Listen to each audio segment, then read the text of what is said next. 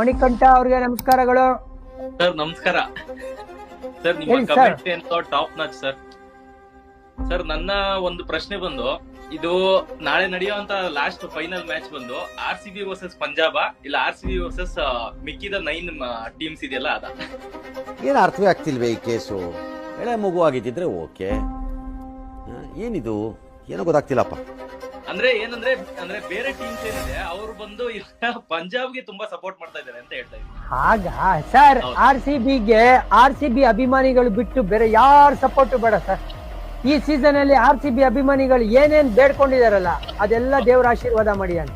ಹೌದು CSK sir. ವಿರುದ್ಧ ಗೆಲ್ಸಿ ಅಂದ್ರು, MI ವಿರುದ್ಧ ಗೆಲ್ಸಿ ಅಂದ್ರು, ಗೆಲ್ಸಿದ್ರು. ಅವ್ರು ಯಾರೋ ಸೋಲ್ಬೇಕು ಅಂದ್ರು, ಅದನ್ನು ಆಶೀರ್ವಾದ. ಅಂದ್ರೆ ದೇವ್ರು ನಮ್ಗೆ ಈ ಸತಿ ಬೆನ್ನೆಲುಬಾಗಿ ನಿಂತಿಯಾನೆ. ಹಾಗಾಗಿ RCB ಅಭಿಮಾನಿಗಳು ಬಿಟ್ರೆ ಬೇರೆ ಯಾವ ಅಭಿಮಾನಿಗಳ ಅಭಿಮಾನನೂ ಬೇಡ ಅಂತ ಹೇಳ್ತಾರೆ. ನಮ್ಗೆ